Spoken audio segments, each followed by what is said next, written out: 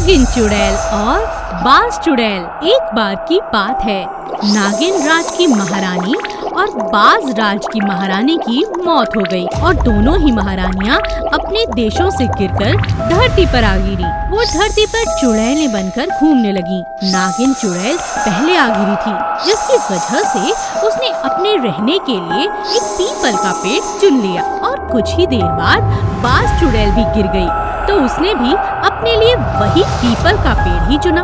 जब बाज चुड़ैल वहाँ गिरी तो उसे नहीं पता था कि वहाँ एक और चुड़ैल पहले से रहती है। क्या कर रही हो तुम यहाँ?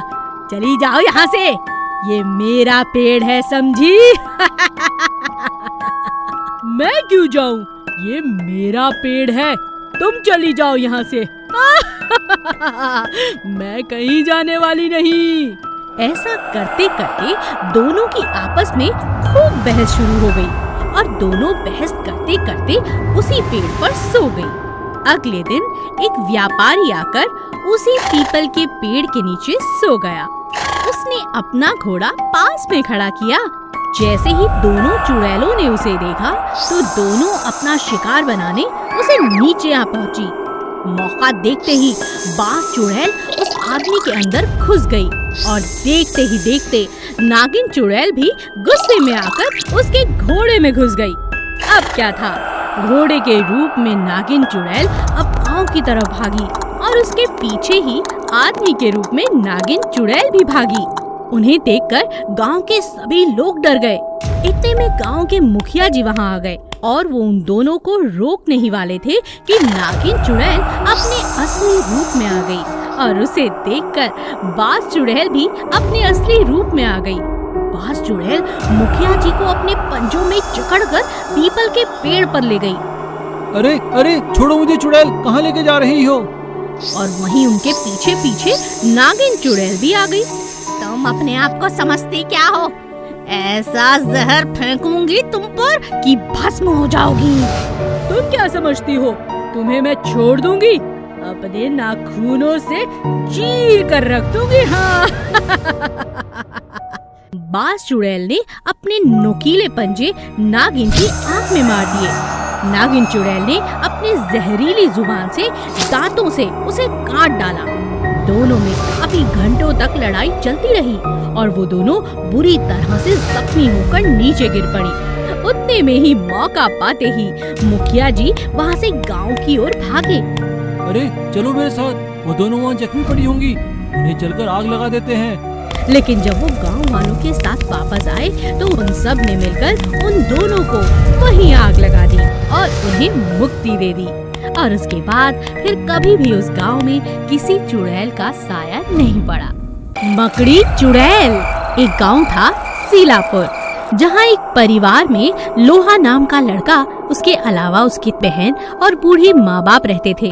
उसका पूरा परिवार साथ रहता था, लेकिन वो बहुत अजीब किस्म का लड़का था। वो सारा दिन अपने कमरे में रहता और मकड़ियों की तस्वीरें बनाता रहता, कभी कागज पर, कभी दीवारों पर। उसे मकड़ियों से बहुत लगाव था। भले ही उसकी उम्र केवल 18 वर्ष की थी, लेकिन वो अपने परिवार की कोई भी जिम्मेदारी नहीं उठाना चाहता था। उसके बाबा ने उसे बहुत बार समझाया।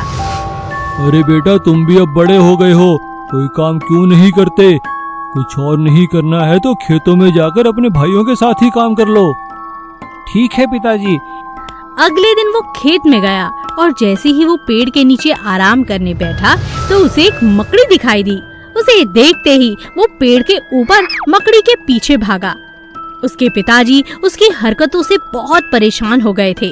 वो पास के मंदिर में जाकर पंडित जी से कहते हैं, पंडित जी प्रणाम, मेरे बेटे को देखिए क्या हो गया है, इसका किसी काम में मन ही नहीं लगता। आप इसे मंदिर में ही कोई काम दे दीजिए, यहीं पड़ा रहा करेगा आपकी सेवा में। हाँ ठीक है, हम इसे रात को मंदिर की चौकीदारी का काम दे देते हैं। लोहा उस दिन रात को पहरा दे रहा था जब उसकी आंख लग गई और आंख लगते ही उसे जोर जोर से आवाजें सुनाई देने लगी। लोहा, आओ, तुम्हें मेरे पास आना होगा, मैं तुम्हारा इंतजार कर रही हूँ। लोहा डर के मारे कांपने लगा, लेकिन वो बहुत देर तक आवाजें सुनता रहा। फिर उसने जो देखा वो देखकर वो दंग रह गया। उसने एक विशाल मकड़ी और उसकी आवाज को सुना। आओ लोहा, मैं तुम्हारा कब से इंतजार कर रही हूँ। तुम्हारे पिछले जन्म की पत्नी हूँ। याद करो, याद करो, मेरे चित्र बनाते रहते हो तुम। जैसे तैसे रात गुजरी। अगले दिन सुबह लोहा ने सारी बात अपने पिताजी को बताई। उसके पिता को विश्वास नहीं हुआ। तभी एक छिपकली आई और उसे देखकर लोहा को असली मकड़ी की तरह दीवार के ऊपर चढ़ता गया और धीरे धीरे लोहे का शरीर पूरा मकड़ी जैसा बन गया, जिसे देखकर उसके पिताजी अपनी आंखों पर विश्वास नहीं कर पाए। तभी वो मकड़ी आई और उससे बोली, आ गई हूँ मैं। ये देखकर पंडित जी और लोहा के पिता डर गए। उन्होंने देवी माँ से प्रार्थना की। तब देवी माँ ने बाबा की प्रार्थना सुनी और लोहा को वापस वैसा ही बना दिया जैसे वो पहले था, और मकड़ी की आत्मा को भी हमेशा के लिए छुटकारा मिल गया। चुड़ैल माँ। राजनगर के एक स्कूल में महेश और राजू नाम के दो भाई पढ़ा करते थे। दोनों सुबह स्कूल के लिए इकट्ठे जाया करते। एक दिन स्कूल जाते हुए, भैया मुझे समझ नहीं आता कि आपको भूख कम लगती है या आप माँ से डरते हो। नहीं राजू, ऐसी कोई बात नहीं है। तो भैया आप माँ से टिफिन क्यों नहीं लेते? अरे मुझे भूख कम लगती है। स्कूल का चपड़ासी रामदीन अक्सर यह देखा करता, जब सब बच्चे अपना अपना टिफिन लेकर खाने आते, तब महेश अपनी क्लास में ही अकेला बैठा रहता। ना तो वो खाना खाता, ना ही उसके पास पानी होता। एक दिन रामदीन ने उससे जाकर पूछा, बेटा महेश, तुम खाने का टिफिन क्यों नहीं लेकर आते हो?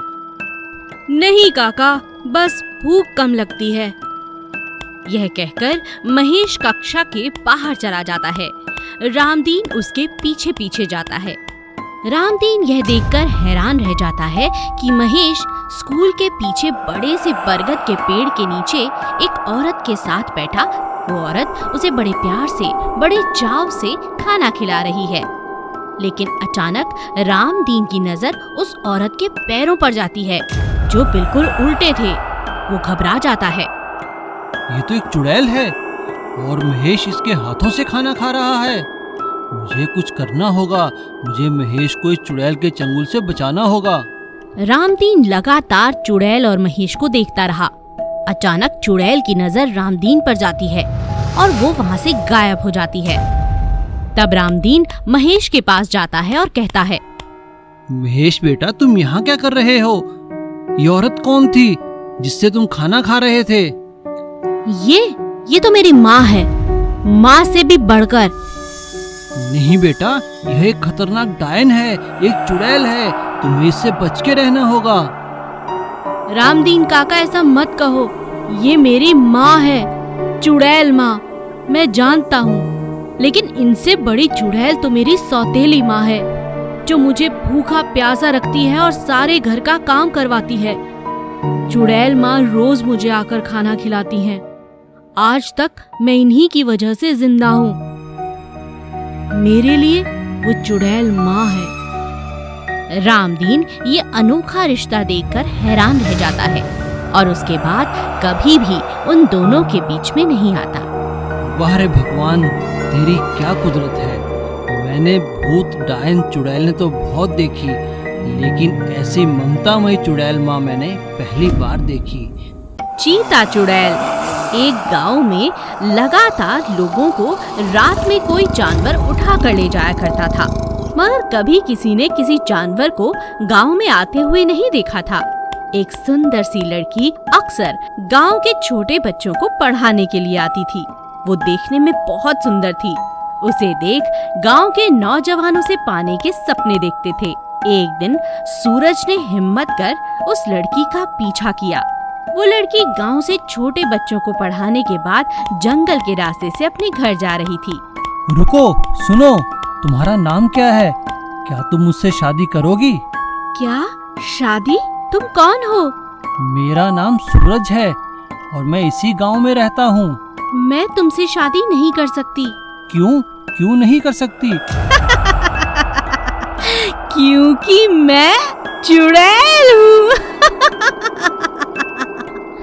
अचानक वो लड़की चुड़ैल की तरह हंसने लगती है और उसका शरीर धीरे धीरे एक जानवर चीते जैसा बन जाता है और अचानक वो अपने नुकीले नाखूनों से सूरज पर हमला करती है।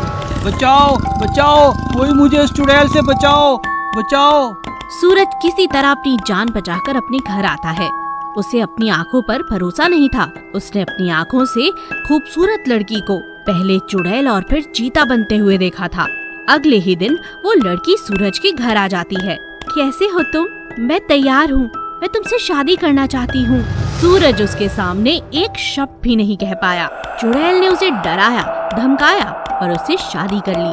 अब हर रात वो गांव में निकलती, पहले अपना रूप बदलती और फिर लोगों का शिकार करती। एक दिन रात में सूरज ने देखा, अच्छा तो ये है जो गांव के लोगों को खाती है। मैं कैसे इसके जाल में फंस गया? मेरा जीवन तो बर्बाद हो गया इससे शादी करके। मुझे मुखिया से बात करनी होगी। सूरज किसी तरह हिम्मत जुटाकर सारी सच्चाई गांव के मुखिया को बताता है। मुखिया को सूरज की बात पर भरोसा नहीं होता, इसीलिए वो रात को छुपकर उसका पीछा करता है। इसका मतलब सूरज सही कह रहा था। सूरज और मुखिया मिलकर एक बहुत बड़े तांत्रिक को बुलाते हैं। तांत्रिक समझ जाता है कि ये कोई सुंदर लड़की नहीं, ये एक चीता चुड़ैल है। वो उसकी आत्मा को अपने वश में कर लेता है। पूजा पाठ और तंत्र की मदद से तांत्रिक उस चुड़ैल को अपने वश में कर लेता है। छोड़ो छोड़ो मुझे, तुम कौन हो? छोड़ दो, छोड़ो। सारे गांव वाले ये देखकर हैरान थे कि ये वही औरत थी जो कल तक बहुत सुंदर लड़की थी और फिर सूरज की दुल्हन बनी। और अब ये और कोई नहीं, ये चीता चुड़ैल थी जो लोगों को मारकर खा जाया करती थी। तांत्रिक की मदद से पूरे गांव को उस चुड़ैल से छुटकारा मिला और सूरज की जिंदगी बच गई।